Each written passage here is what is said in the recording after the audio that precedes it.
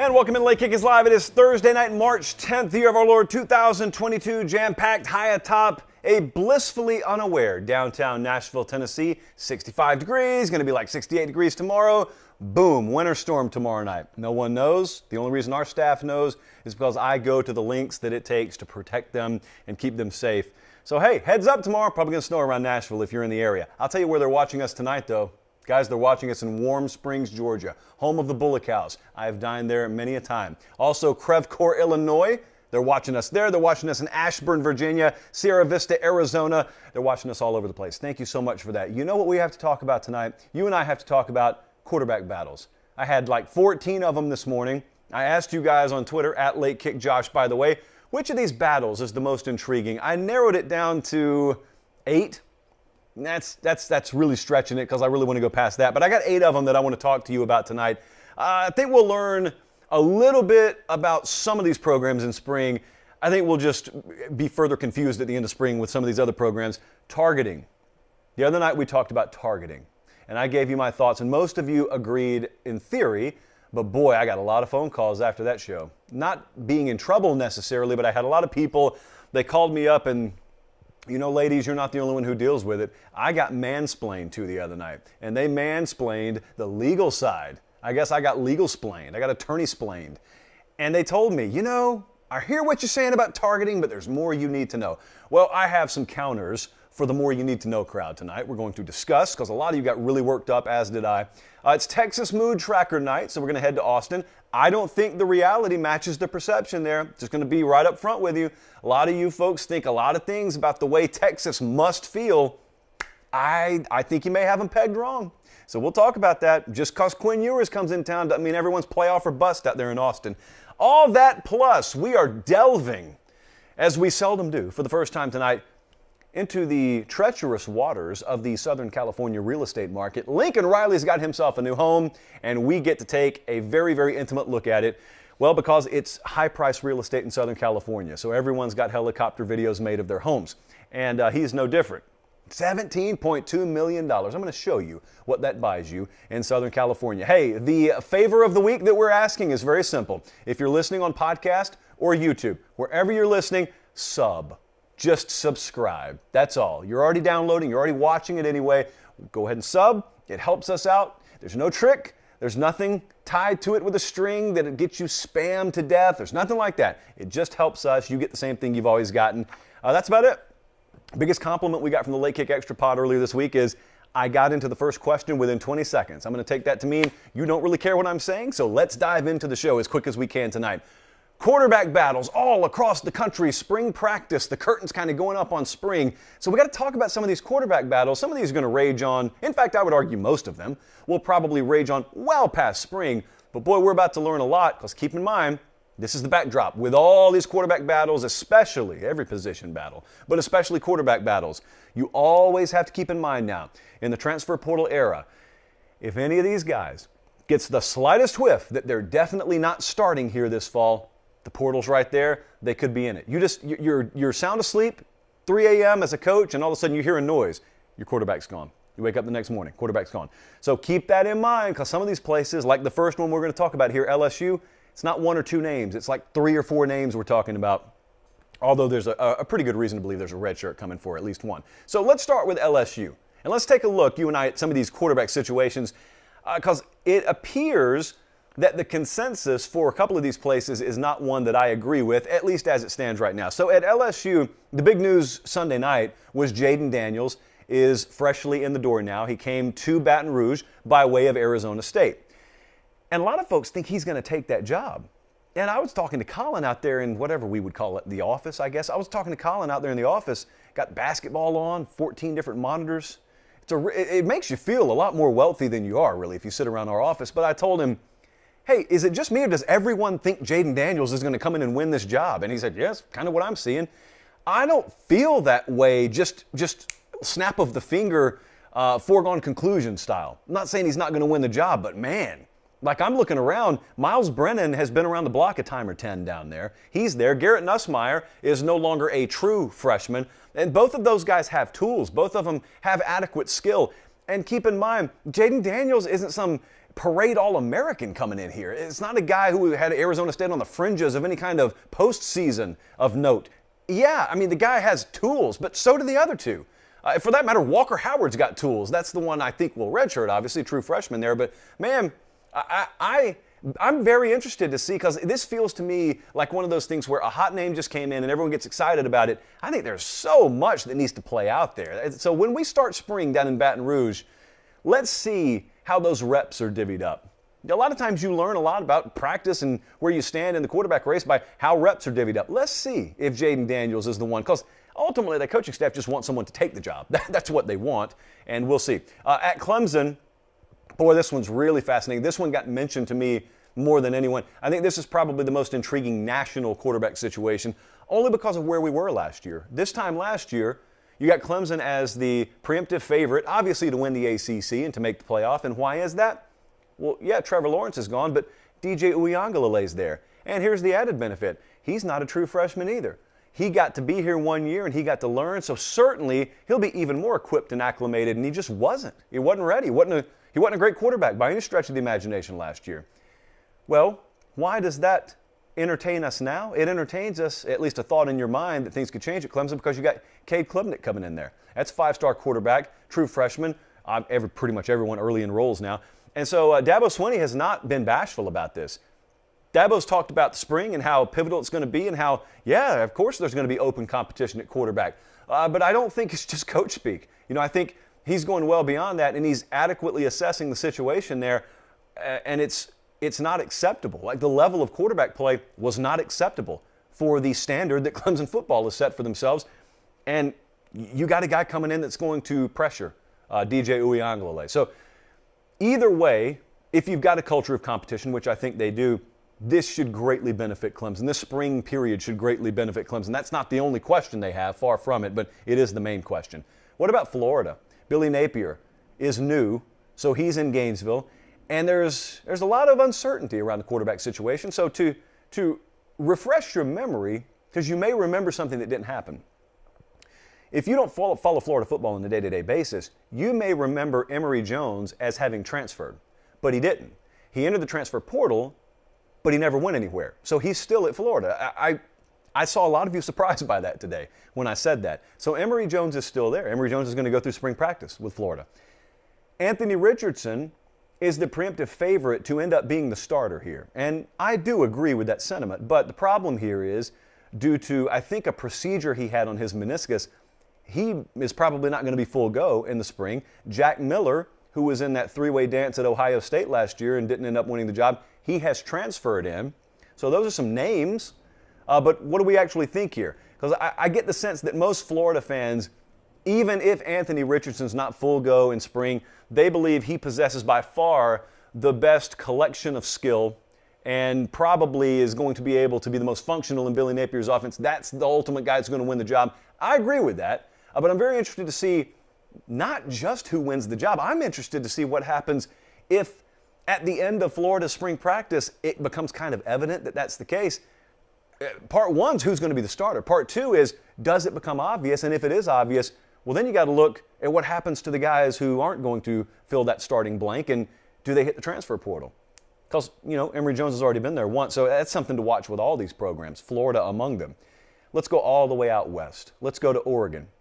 And this is another situation where if you tuned out for a little while, let's say you're a Colorado fan, for example, and you guys weren't in Pac-12 championship contention, you weren't in playoff contention, so you just decided, you know what, I'm going to go enjoy Christmas. I'm going to tune out. Playoff is what it is. Bowl season is what it is. I need a break from this. I'm tired of it. Well, what if I told you, as you come back to the table, Bo Nix, that Auburn kid, Bo Nix, he's not an Auburn kid anymore. He's at Oregon. You guys are probably going to face him. And Ty Thompson's there too. The question a year ago was, is this Ty Thompson kid, this true freshman, crown jewel, at least one of them, of Oregon's previous recruiting class, is he going to come in and end up winning the starting job? He did not end up winning the starting job. Well, now he's got a year under his belt, and yet there is perceived to be a very real battle here. In fact, most people, I've seen at least, lean Bo Nix as the default starter, just because of experience, I guess, and the unproven nature of Ty Thompson. But listen, there's a reason why Bo Nix is there. It's because his results have been sketchy at times, at best, at Auburn. Now, the counter to that is, what kind of system was he ever in that put him in a good position to develop? And I would say, well, he wasn't in one, but then I would follow that up, and this is just me arguing with myself at this point, enjoy it, is, well, he chose to go there. So all's well that ends poorly for Bo Nix at Auburn. Is he walking into a situation that's more conducive to developing him? Or is this a guy who was always being held down by the system he played in, and he's just ready to explode at Oregon? It's not my lean, but who knows? Stranger things have happened. But look, bigger picture here is, if Ty Thompson doesn't make a big leap, I don't care who he's competing against, if he doesn't make a big leap this year, it's fair to start to just wonder, is that the player that we thought he was? Did we get what we thought we got with Ty Thompson? I don't think that's unreasonable to start talking about in a guy's second year on campus. That's why God invented spring. So I don't want to put cart ahead of the horse here. We got to see how things play out in spring. At North Carolina, this one's going to be a little more quiet because there are not high-profile names involved here, unless you follow recruiting. If you follow recruiting, not this last cycle, but cycle before last, you remember the name Drake May. Drake May was a guy who was committed to, it was last class. So he was committed to Alabama and then decommitted, and this wasn't one of those situations where Alabama told him, we're not going to have room for you. This was a legitimate North Carolina taking him from Alabama situation. And he was there last year. And he's the guy who's been groomed. He's the guy all North Carolina fans, and for that matter, that coaching staff, they have looked at and they said, when Sam Howell's out of here, we know he's going to be a three-and-done guy. When he goes off to the NFL, we're going to have Drake May here with 1 year under his belt to learn. And we may get him a little bit of mop-up duty, which they did at times last year, not much. And he's going to be the guy who takes over. Okay, well, you may ask, why am I talking about him then? Because isn't this a quarterback competition segment? Yeah. Well, you got a kid by the name of Jacoby Criswell up there who is apparently not on board with the concept of just white flagging it and giving this job to Drake May. And Mac Brown has spoken about the two. I think their staff believes they've got two guys they can realistically win with. I don't think the staff has looked around and said quarterback's going to be the thing that holds us down this year. Now, they're not going to have a proven commodity there, but I think they feel like they got one or maybe two guys they can win with. Thing about it, though, is even though I and most people lean Drake May, it's not something that's decided right now. And for a guy who's never taken a job by the throat before, you still want to see it. If for nothing other than validation's purposes in your own mind, you still want to see it. Auburn is hazy, very hazy. There are a lot of names here again. Let's see, depth and names and quality production, these aren't all coinciding all the time. So at Auburn, Bo Nix is out. So you got TJ Finley, the former LSU transfer. You got Zach Calzada, recent Texas A&M transfer. Robbie Ashford is there. Some of you may not even be aware of that. Recent Oregon transfer. Demetrius Davis is there. He's the only one who hadn't transferred. But he would, I think, by most accounts be listed third or fourth. I happen to like his skill set, but I can't get a lot of folks echoing that sentiment around the program to the point where they think he's going to be a realistic candidate to start there. I have no clue, nor does anyone else around that program, who's going to be the starter here. Zach Calzada, you saw him beat Alabama. Okay, that's by far the biggest feather in his cap and the biggest bullet point on his resume. I think he played hurt most of the year last year. He's not the first guy to ever have to do that. I think he was probably a little more banged up than they let you know at Texas A&M. He's a guy, again, tools is something that's very familiar to be said about every quarterback at this level. He's got them. So does TJ Finley, and you've seen him. He's more of a known commodity around Auburn. I really don't know what they expect Robbie Ashford to bring to the table other than depth. But again, when you don't have a clearly defined pecking order, and you've also got a lot of turnover on your coaching staff, keep that in mind too. Mike Bobo, offensive coordinator, out the door. Anything can happen in spring. When you got a shakeup and you got a fresh situation on the depth chart and then also the coaching depth chart, anything can happen. Watch Auburn closely. Because, I mean, that's one of many issues to watch around Auburn football, but keep an eye on that one. Now, at Texas A&M, maybe unlike Auburn, A&M's a program that if I were to tell you, hey, I'll give you a guarantee here, A&M's really going to hit a home run at quarterback this year. They're going to really get it figured out. You would think to yourself, okay, well, if Texas A&M with that roster is going to have good quarterback play, that means they're going to be a playoff contender, right? Yeah, they probably would be. So this is a very important quarterback battle to watch as a result of that. Haynes King, remember that name? Started last year, got hurt, out for the year. Well, he's still there. Connor Wigman's the kid they just brought in. True freshman. Jimbo, famously at this point on our show, called him the best quarterback in the country, even more so than Quinn Ewers, because he was counting transfer portal guys. But also, for that crowd who's been tuned out and just is now coming back to the table, former LSU quarterback Max Johnson is in College Station. A lot of folks are leaning Max Johnson to win this job. This is an area where I'm not going to say I disagree because I don't have a fully formed opinion yet. Here is my opinion. I don't think this is Max Johnson's job right now at all. I've seen Haynes King play for Texas A&M, so is Jimbo. I think he's a very, very good quarterback when he's fully healthy. I have to expect that he will be at some point this year. And if that's the case, if Max Johnson wins this job, I don't think it's happening now, and I don't think it's happening at the end of spring. If it happens, it's going to be one of those situations where 2 weeks before whoever they open against this fall, Jimbo says on a Monday morning or afternoon, I'd like to make an announcement. Max Johnson's our starting quarterback. You hear those words? Probably going to be in mid-August, okay, not mid-March or early April. But that's what makes this really fun to watch because, again, this is not the difference between Texas A&M trying to become bowl eligible.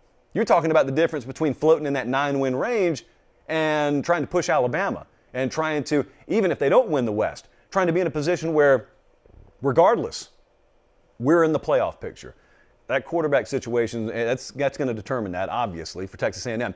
One more I wanted to mention here before we move on, Michigan. And then I just want you to think. And if you're watching on YouTube, you already see the two names. If you're listening on podcast, you're probably thinking to yourself, okay, let's see. And you remember one name. You remember Cade McNamara. Or maybe you remember J.J. McCarthy. But I don't think a lot of people remember the same two who went at it last year are kind of back again this year. So it's not a situation where some true freshman has walked in or some big transfers come in the door. No. Still really primarily the same two. I'm not saying there are two guys in this room, but it's the same two guys we were talking about last year. And remember the style of play that Michigan chose to employ early on. And it was Cade McNamara at the helm at quarterback. And they played a very, very ball control type offense. The week they finally opened it up, ironically they lost.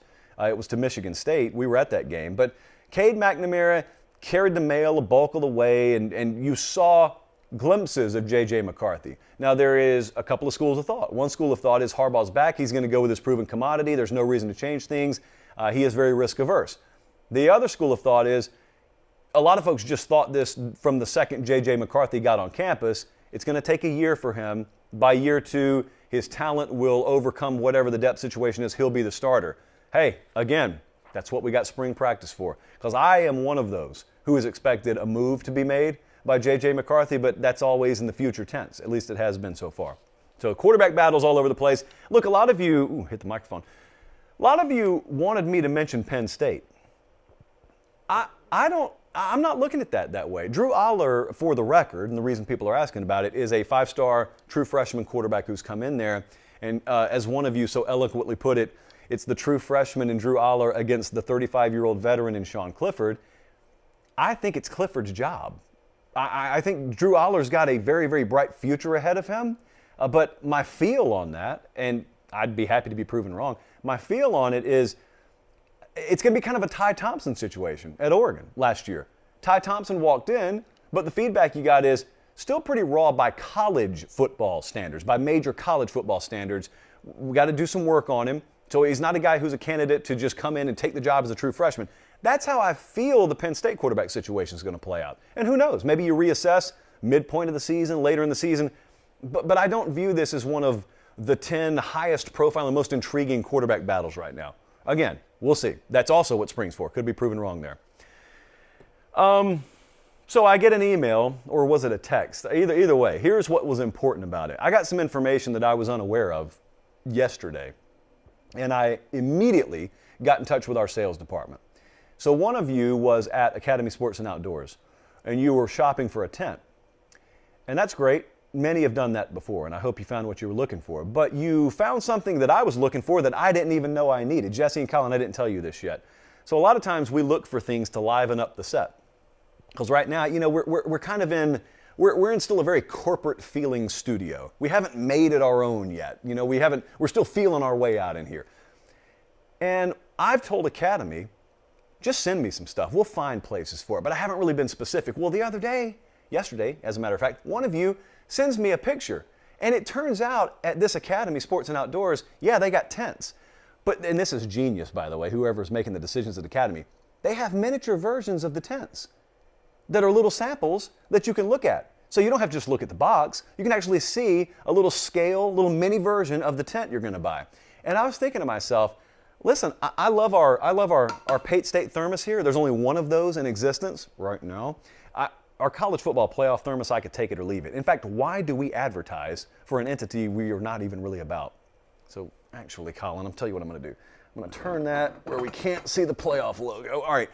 And I love our stars, but I'd really love a mini tent out there. So I told Nick, our sales guy, I said, get us a mini tent. Call Academy. Do whatever we got to do to get a mini tent. And then I thought to myself, what I think you should do, even if you're not interested in a tent, it's kind of like if you're not shopping for a car. If I could get you on the lot, I may get you to buy a car. I think you guys ought to just go and check out these mini tents.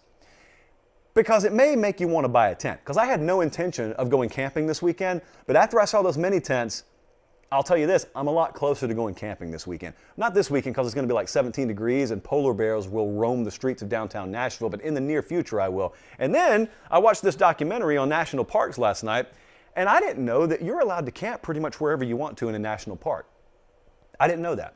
So I'm telling you guys all this to give you some ideas for spring recreation, and then I'm telling you right before you go, Academy Sports and Outdoors is where you want to go. Now they can't protect you from the polar bears necessarily, but they can keep you warm and dry at night with some state-of-the-art tents and mini tents to take pictures of, but also any kind of sporting equipment you need there, any kind of fan gear and accessories, up to and including your favorite team, Academy Sports and Outdoors. And if you can't get to one in person, academy.com has you hooked up. At this point, really, there's no excuse not to make it happen. They make the show happen, and so just make it happen for them in return. Thank you guys so much. I get receipts every single day mailed to me, emailed to me, and DM'd to me.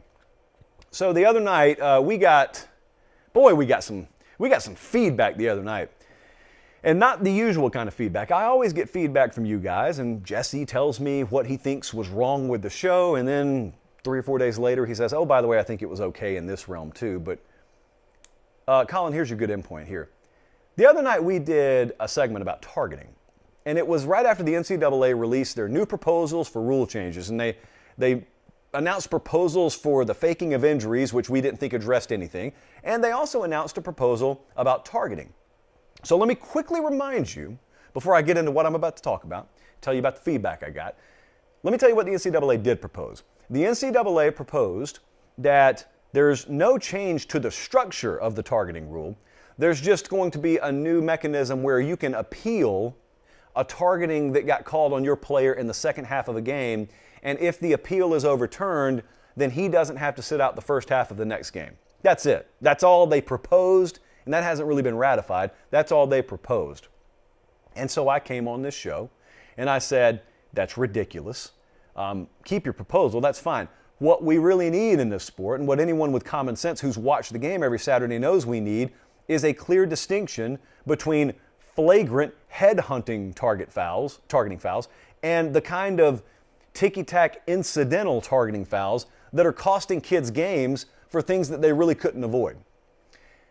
And then I got some calls, and I got some correspondence after that show that night, and especially the next day, from some names that you guys would absolutely recognize. And they said, hey, so I caught the show, or I saw the video of the show floating around, and so I just wanted to give you another perspective.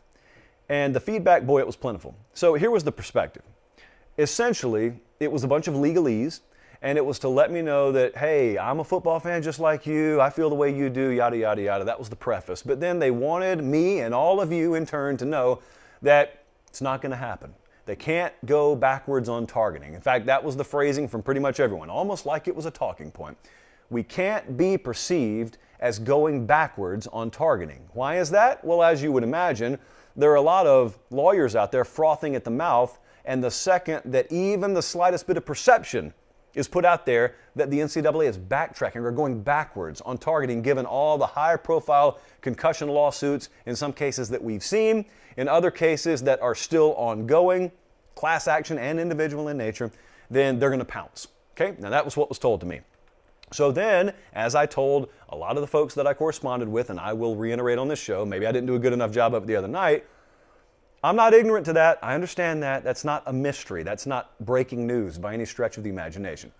That's why no one, including myself, has ever stood in the way of targeting as a principle, as a theory, as a rule. So no one's looking to do away with targeting. In fact, now that I think about it, I think I led the segment with this the other night. But I also get the legal side of things. And I understand we can't just look at it, we can't have the game here and look at it through binoculars. Sometimes you got to turn the binoculars upside down and you got to view the game truly from 50,000 feet because you have to think long term. And you have to ask yourself, okay, are we being penny wise and pound foolish here? Because if I get the changes I want today, could it lead to the game's extinction 10 years, 15, 20 years down the road from actions that don't even happen on a football field, but in a courtroom? I get all that. Okay, here's my follow-up question.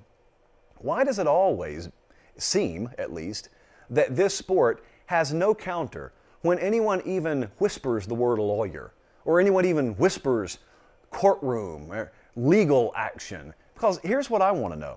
And I want you to walk me through this, okay? If you guys understand this more than I do, and many of you do, because I know we have many in the legal community who watch the show, I just want to inspect this concept that any of the proposed changes that we've suggested about structuring the targeting rule differently would be going backwards and would institute college football going backwards on targeting.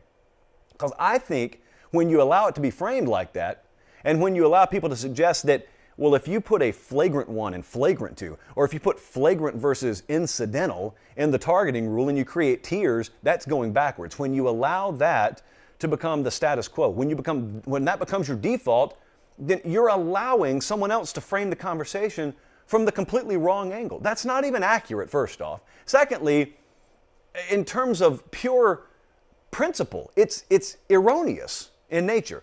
Think about this. What if, instead of just kowtowing to that ideology and white flagging and say, all right, you said lawyer, we give up. What if someone stepped up with the know-how and the degree on their own and said, okay, well, how about we counter with this? How about we point out all the good that the targeting rule has done? Because I don't need to pull up all the numbers for you. You can do the research yourself. It's very easy to find. But year by year, you see those targeting fouls go down. You see the injury rate in college football go down, especially to the head and neck area. It's very obvious the targeting rule has accomplished what it set out to accomplish. In fact, when is the last time that you really watched a player egregiously and recklessly just leave his feet in pure crown-lowered launch mode into someone's skull? It doesn't really happen anymore. And if it does happen, it's so egregious that the entire college football world stops on a Saturday and aims its ire at that person and says, get him out of the game. Has no business in the game. That used to be celebrated. The kind of hits that used to be celebrated as recently as the early and mid-2000s are now totally castigated. And it's like you have to wave a bell in shame in the player's face. And no one wants that changed. That's what the targeting rule has accomplished. So before you want to talk about any changes constituting going backwards, hey, let me ask you this. Why don't you apply that logic to COVID? What would we do right now if we applied that logic to COVID? Because by that logic, which tells me if we change targeting in any way we're going backwards, how can you allow fans to be in your stadiums? How were fans allowed in college football stadiums last year? Because by your same logic, wasn't that us going backwards on COVID? Or could it be that we had a big problem and we instituted policy as best we knew how, but then once the status quo started to change, okay, then we entered a phase 2 approach and a phase 3 approach. Well, someone tell me in principle terms, someone tell me how this is any different. We instituted targeting, totally revolutionized the way defense is played, whether you like it or not, it did. And now we see that we've got a new set of issues that it has caused. And so there are some common sense approaches and some different changes and alterations we can make while keeping the core tenets in place. And you tell me that would be going backwards. In what other world, in what other realm does that logic apply? Now that's one aspect that I got a problem with. But then, I could still understand at the end of the day if you and I want to disagree on that. But man, I was talking to Dennis Dodd. So Dennis says, hey, I wrote an article about this last year, and I'm going to send it to you. Because check it out, I got a lot of quotes in there. And so he emailed it to me, and it was great because Dennis was jogging, so he was like out of breath. So he said, Josh, I'm going to send you an article. And so he sent it to me. And that's more cardio than I got in that day, so hats off to Dennis. And he sent me the article, and it was from last year, and it was about a lot of this. It's about a 10-minute read if you want to take a look at it. But there was a quote that stood out. Now, I want you to think about the reasons that the folks I talked to gave. It was all legal in nature. But Steve Shaw had another take, and I'm going to show you a quote here in a second from Steve Shaw. That used to be the SEC head of officiating. Now he's the national coordinator for officials. And Steve Shaw had this to say. I'm going to pull up the quote here. So Steve Shaw has this to say. This is in a quote from the Dennis Dodd piece. It said, and this is, by the way, the context here is he's suggesting this is what would happen if we went with those proposals. If we had a difference in targeting fouls, an incidental targeting foul and a flagrant targeting foul. Steve Shaw said, this is what you'd see. Officials don't want to disqualify players. We're all human. We have learned responses. It's not going to take long as an official to think to yourself, well, you know what? If I put my flag away and just penalize this guy 15 yards, life is easier. My grade is better. Fans won't attack me. That's going to be the learned response. It's one of the more pathetic quotes I've ever heard. What you're essentially doing there is absolving an official from having to actually do their job. So what you have, to be clear now, for those of you unfamiliar with how officiating works, you throw on a striped shirt and you go officiate any game. There's a set of rules. You're on the field to enforce them, no matter how anyone feels about it. Now, if the way people feel about it is going to bother you, there is really only one course of action you need to take. And it's not to soften the rules. It's to get in the stands, buy a ticket, because at that point you're there to be a spectator. Now you may think, oh, that sounds harsh. Boy, that's an insanely high standard to hold officials to. Yeah, pretty much, that's the case. I don't think it's too much to ask to hold officials to the mere standard of upholding the letter of the law. They already do it. I mean, again, let's use this logic across the board now. It's only fair we walk the logic through to a conclusion. Why do you ever throw flags? If you're scared, if that's what's going to happen, that's the learned response in the words of Steve Shaw. If that's what's going to happen, why do we throw holding penalties? Anytime you penalize the home team, you're going to get booed and you're going to get criticized. Why are we ever throwing them? You know, so that's one of the most ridiculous things I've ever heard, and it's a straw man argument. If you've got a legal situation, if you've got a legal problem, then just say it. It's not like everyone in the room doesn't already understand. There's an entire legal apparatus tied to this thing.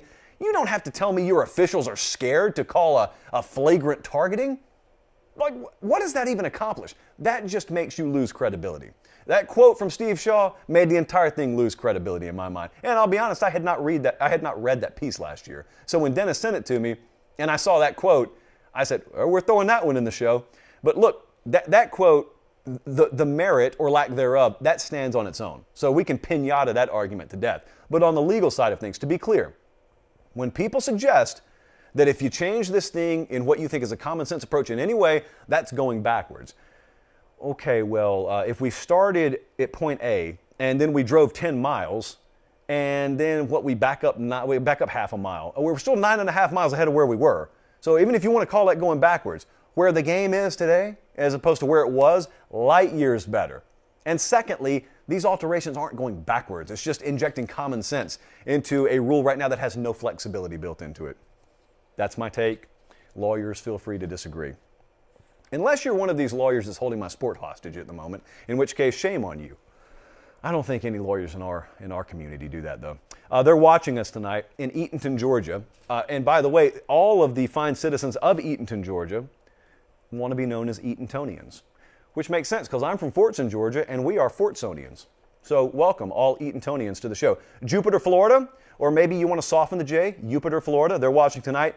And I've got evidence. I didn't just zoom in on a map. We have viewers tuned in Gun Barrel, Texas tonight. And that is very apropos because we are headed to the Lone Star State, Texas Mood Tracker time. I was on record, you know it if you watch the show. I was on record as saying, even before Quinn Ewers transferred to Texas and Clemson, those are the two most intriguing programs to me to watch.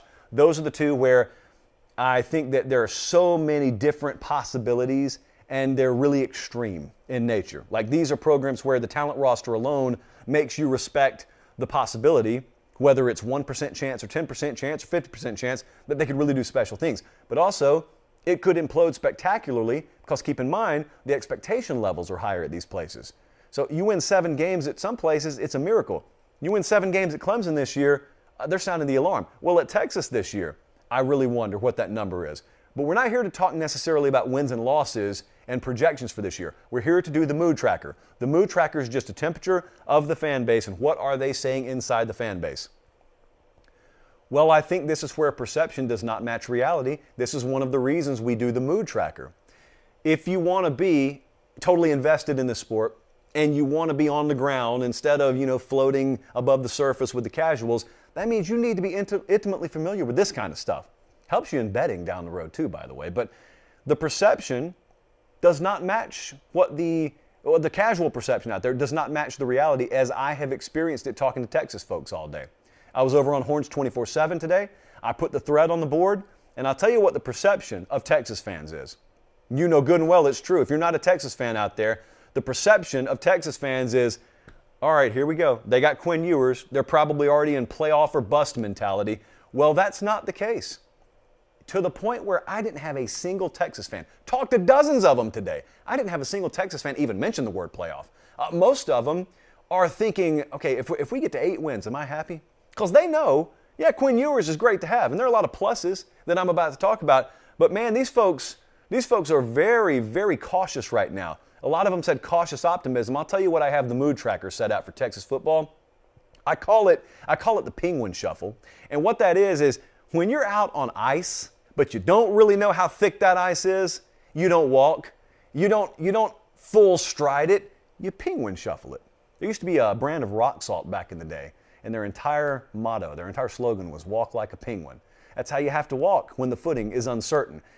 And emotionally, that's how a lot of Texas fans are walking into the season.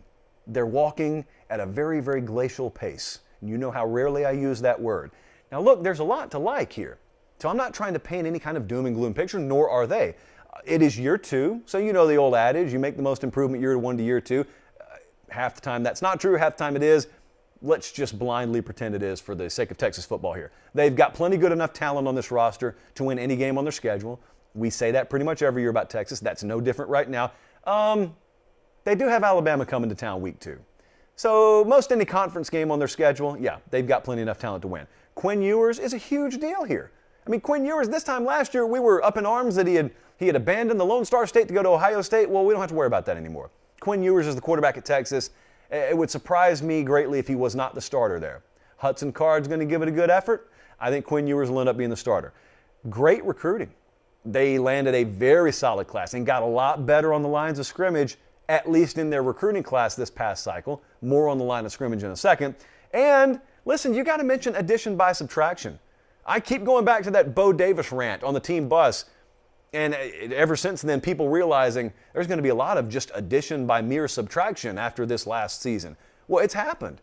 It's happened. They've overturned a huge chunk of this roster. We don't know what it means in a win-loss column scenario this year, but they've gotten better simply by some guys just hitting the exit door. So those are some good things. Those are reasons for fans to be optimistic. Then you enter caution territory. And these are some reasons why they're cautious. Lines of scrimmage, they don't believe are where they need to be yet. No Texas fan in his or her right mind is looking at the lines of scrimmage and saying, yeah, you know what? Bama's coming in here week 2, but I mean, what do they have that we don't on the lines of scrimmage? No one's saying that. No, and Texas fans aren't watching the playoff and saying, yeah, I really watch our guys in burnt orange. I think we compare favorably with these playoff teams. They know they're not there yet. That's why that recruiting class is so important. Because the first step to getting there is to get that talent on campus. It takes a little while longer for that line of scrimmage talent to develop by and large, but at least they're on the right track to getting them in there. Also, yes, you do have Quinn Ewers. The guy hasn't started a game at quarterback, so certainly there's the unproven element at quarterback, but also these are Texas fans. These folks are not new to this game. They got bad memories. They got scars, fresh scars. I'm not talking about the one where, you plop your leg up on the table if you're Matt Hooper saying, hey, this is a thresher shark got me. And then, you're Quint and you're telling stories about the USS Indianapolis from 30 years ago. No, those are old scars. Those are Jaws references, by the way, Jesse. Old scars. No, Texas has got fresh scars. Jesse's never seen Jaws. Got a lot of thoughts coming out of my mouth right now. Jesse, producer Jesse. Just a cinematic faun, if you will. Never seen the movie Jaws. So a lot of these phrases, a lot of these references over his head. Did listen to a Fleetwood Mac shuffle this past week, though, so he is improving like we hope Texas is. But these are fresh wounds. And so these people, even though the perception is Texas fans get suckered into believing every year, they walk up to the ledge and they're happy to look over it. And look, they know, it'd be fun, but man, these are not people who just Thelma and Louise it over the cliff every single year. That's the perception, but that's not reality. The Texas folks I know, now they got the emergency brake on, or if anything, they're in reverse. They're saying, no, I want nothing to do with that cliff right now. Maybe in time, maybe we'll grasp hands and we'll ride over that thing in time, but not right now. So they have the same approach regarding the culture. Like, these people are not stupid to some of the problems that have been the case behind the scenes there that have famously crippled the program and their ability to grow, and they have the same approach about the culture. I mean, it's no mystery. If you head down to Old Gun Barrel, Texas, and you walk in a local convenience store and you ask them, hey, what's held Texas back? It's not going to be too far down the road of that conversation before someone says, our culture's kind of sucked. We haven't gotten it right behind the scenes. We hadn't had the right man in here. We haven't had our Nick Saban walk in the door that grabs everyone up by the shirt and says, this is the way it's going to be. Well, they hope Steve Sarkisian's that guy. I mean, it's not like he's quelled all the concerns around that place. It takes more than one season. Even if Sark was the perfect candidate, it would take more than one season to do that. So they've been burned by bad culture too. So they're cautiously optimistic that Sark is the guy to take care of that. But remember, when you go back to last year, think about how Texas lost games. It's not that they were never in the games. They were in like all of them. And then they blew second half lead after second half lead. And I say that to say, who knows what even a 5% improvement would mean? For Texas, improving 5-7%, that could mean the difference in like 4 games. So Texas right now, penguin shuffle, moving forward, but very, very carefully. We are going to end the show tonight. First by thanking you. This is not the end of the show, but I'm thanking you for being tuned in. Make sure you like the video, subscribe. Podcast, YouTube, all in the same, subscribe. Please and thank you. Where are my manners? So we're going to do something we've never done to end the show tonight. We had a question from one of you guys, and it was a question about college football, true enough, but it was a question about real estate. Now, I was unaware that this had happened today before one of you asked, but one of you asked, what are your thoughts on Lincoln Riley's new home? I just assumed he had moved into a house. I don't know. I don't keep up with this stuff. But Lincoln Riley's got himself a new home. And that's not where the story ends, because I have good news. It's a very high price and high profile home in Southern California. And we've got some specs on it. So if you're not watching on YouTube, let me hit you with this. $17.2 million is what he dropped for it. Now that sounds lofty, but look, they were asking $19 million. I have it on good authority. And by good authority, I mean Front Row or Front Office Sports on Twitter. So he got it for a little bit of a bargain, only $17.2 million, oceanfront property, not in Arizona, but in Los Angeles, California. Here we go, 13,000 square feet, 7 bedrooms, 12 bathrooms, which by the way is more than there were numbers of teams in the Big 12 when he left. More bathrooms than teams. Saw Brandon Marcello point that out. 5-car garage, plenty of room. Got an elevator, going to talk about that more in a second. 7 fireplaces, not just half a dozen, that's poverty vibes. 7 fireplaces for Lincoln Riley. Got a movie theater, maybe to watch film, maybe to watch Jaws, maybe a little bit of both. You got your tennis court. I watched the video. The tennis court's right there next to a very long gated driveway, wide in nature. There's room for both lanes of traffic on this guy's driveway now. You got the tennis court. Of course, you got the putting green, the sauna, the steam room. Nice little 600 bottle wine room. Oh, and a guest house. So me and the production executives were watching the video, because a lot of these high-profile homes, they have actual videos, and you know, it's like a marketing video for the house. I mean, real estate's no joke down in Southern California. Some of the phrasing in that video was just a little bit too much for me. You got to understand, I could be a billionaire one day, and I'm probably, if I'm the coach at Southern California, I'm living in like a 2-bedroom duplex 3 or 4 blocks from the Coliseum. It's just not the way I spend my money. But I got no problem with folks who do spend their money this way. But man, they described in this video the upstairs, the 3rd floor of Lincoln Riley's estate as a place where you can end your day with grace and a sense of optimism. And meanwhile, I'm asking you guys, is it beef or chicken ramen that we're eating tonight? But Lincoln Riley's got it going on in Southern California. Now, here was some feedback I got from the staff today. Because I just look at it and I say, well, that's a pretty house, but I don't pretend to be a real estate expert. But Jesse and Colin are. In their downtime, this is apparently one of their big hobbies. So Jesse, he looked at it and he said, what's the functionality of this house? Because this guy's a football coach. And Jesse's looking at the movie theater, and that's great.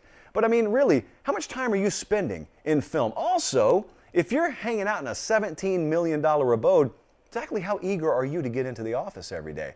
Also, and Jesse said, this is a huge no-no for me and my girl. We're never going to have a house with an elevator in it. The upkeep alone, according to producer Jesse, it's just not worth the reward, the risk reward. It's very depreciating in nature. So that's not an asset that my particular staff will want in their mansions when they get a little bit older. Could be 1 week, could be 2 weeks from now. But also, I think Colin said he just wants a dull house. He wants his coach to have the dullest house in the neighborhood. He wants his coach to shine on Saturdays, not Tuesday afternoon when he's walking the dog. He doesn't want the mailman saying, whoa, in his neighborhood. He wants the mailman sitting on the 45-yard line because Lincoln got him tickets going, whoa, 45-3 at the half. Colin wants the dull house and the eclectic coach. Colin wants the coach that grabs the Pac-12 by the throat, not the Southern California real estate market. I would argue maybe he can do both. We'll see. But here's the big question. The big question for pretty much everyone is, what's the transportation situation right now? Because I don't know if you've heard, but traffic sometimes can be a little bit of a chore there in Southern California. Do we have access to a helicopter? That's a huge question. I want that for myself in Nashville, and I live 5 blocks away from our office, but we're downtown. We're in a tower downtown. So sometimes it takes me a little while to get over here, and I can see our office from my parking garage. So how's Lincoln Riley getting there? Because the last thing Jesse, Colin, and myself, we agreed that we want is our head coach in standstill traffic on the 405. We're not getting anything done there. Maybe talking to recruits, maybe not. We're not getting anything done there. But that's a look at Lincoln Riley's house.